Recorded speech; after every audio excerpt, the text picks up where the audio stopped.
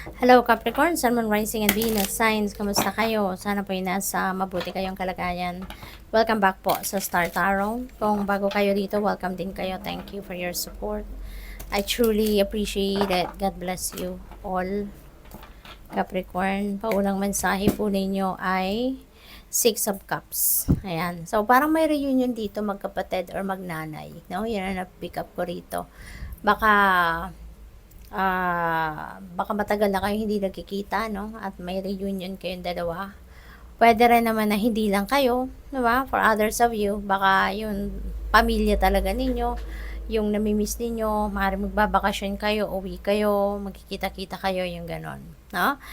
And, pwede rin na ang iba sa inyo rito, maybe you are coming back to your hometown, 'di ba? Or maybe coming back sa pamilya, sa asawa, yung mga ganon, no? So kasi baka baka nag-abroad kayo, 'di ba? At malayo kayo sa kanila, sa mga mahal ninyo sa buhay geographically. So ngayon baka ito yung pagkakataon ninyo na makasama silang muli, no? Kaya may travel din diyan. Hanged Man in reverse. So pwedeng kailangan ninyo ngayon na magpahinga, no? Nasa stagnation energy kayo. So there could be delays, no, sa mga ginagawa ninyo. Parang may pagtigil muna. And this is the universe's way of sending you to a situation na magpahinga kayo. Kasi baka sobrang sub-sub naman kayo sa trabaho, no? Baka overwork na kayo. 'Di ba? Parang dami-dami ninyo sigurong ginagawa. Um, baka hindi kayo nakakapagpahinga. Kaya ito, tigil muna, no? Para na makapagpahinga kayo, makapag self-care kayo. Or pwede rin naman na kailangan ninyong magpahinga para nang sa gayon makapagmuni-muni kayo, makapag-isip kayo ng something, no, na pwedeng makapagpabago sa inyong sitwasyon.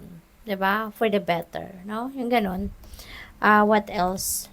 We have Two of Wands in reverse. Yan. So, siguro may mga plano kayo ditong kakanselahin ninyo, no? Baka meron kayong mga balak gawin na dahil din dito sa mga delays na to, baka yun nga, matigil muna, no? Yung dahil sa mga delays na to, baka ika-cancel nyo na lang, no? So, maaaring may mga ganun ang ganap dyan. Pwede rin naman na ang iba sa inyo rito, maybe may fear, no, na nararamdaman. Baka siguro may mga plano kayo, pero natatakot kayong i-roll out ito. Baka natatakot kayong i-push through ito, yung ganon. Kaya, cancel na lang, no? Parang ganon. Hanggang sa makapag-isip muna kayo. Parang ganon. Ayun. Two of Swords. Indecision. So, maybe related yan dito sa plano ninyo. Kaya siguro ikakansilan ninyo kasi isa pa hindi rin kayo makapagdesisyon. Pwedeng litong-lito din kayo, no? Ano ba? Parang naguguluhan ako, parang ganun. Parang hindi mo ma-figure out, no? Kung ano yung best para sa iyo sa ngayon. Kaya siguro magdedesisyon kayong ikansela mo na lang muna yung plano mo. Kasi nga, hindi ka rin siguro sa pinaplano mong yan, if that's going to succeed or not. Pwede rin na gusto mo lang maniguro, 'di ba? Gusto mong maging sigurista, pero yun nga, hindi kayo desisyon kung ano na ang gagawin ninyo rito. Gulong-gulo siguro ang isip ninyo. We have Empress. Ayan, this is really beautiful energy. Pagdating sa inyong money, career, and finances, this is really, really good. This is abundant and prosperous energy. Kaya maaring ito yung pagpo-focusan na lang ninyo. Kasi ito, meron dadating na opportunity pang kaperahan. Pwedeng cold cash na itong ma-receive ninyo or pwedeng opportunity na maghahatid sa inyo ng pera. Maghahatid sa inyo ng abundance and prosperity. No? So, pwedeng ganun ang ganap dito. At tsaka siguro, since magkakaroon ng mga delay sa mga ginagawa ninyo, aside from makakapagpahinga kayo, makakapagnilay-nilay kayo, siguro din may isip ninyo ngayon na unahin ko nga muna ang sarili ko. no?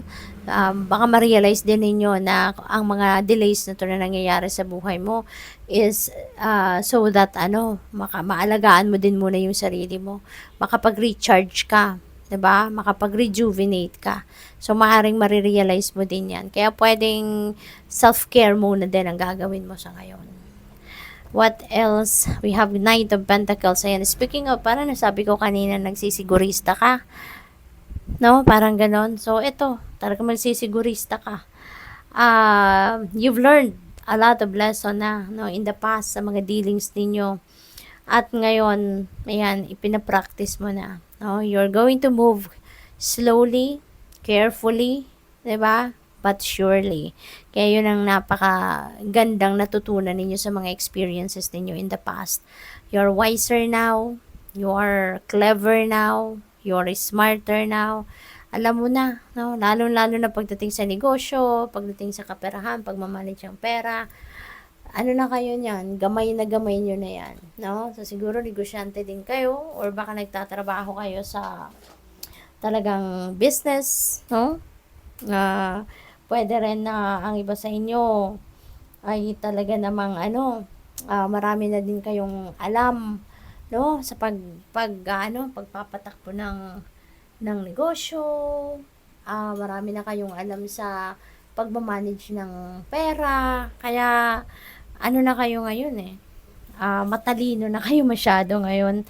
You're very practical, at saka lahat ng siguro mga endeavor ninyo or ventures na gusto mong pasukan, talagang pinag-aaralan mong mabuti.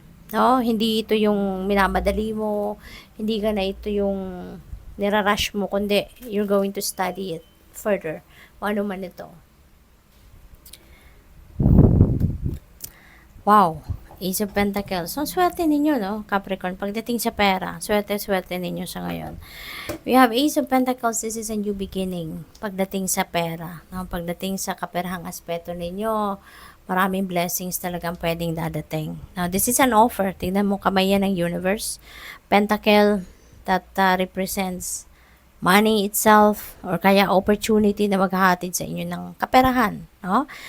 So, magsisimula kayo na bagong ganap ngayon sa buhay ninyo pagdating sa pera. Pwedeng mabago yung inyong financial landscape ngayon into something very abundant and prosperous.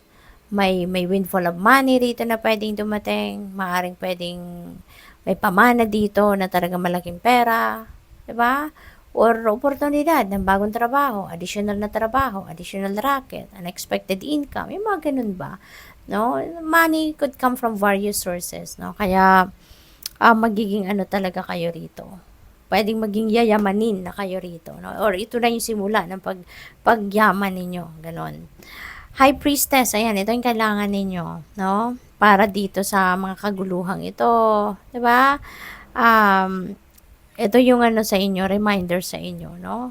In cases like this, no, na naguguluhan kayo, fragmented ang isip ninyo, mag-rely na lang kayo sa bulong ng inyong intuition. Mag-rely na lang kayo sa inyong mga intuitive abilities. Kasi for sure, no, it will not lead you astray. Pakinggan ninyo ang inyong intuition kasi it will lead you to where you need to be. No? It will lead you to what you need to do. Okay? Gagabayan kayo nito accordingly. Okay? So, good luck. Thank you for watching. Love and light. Namaste.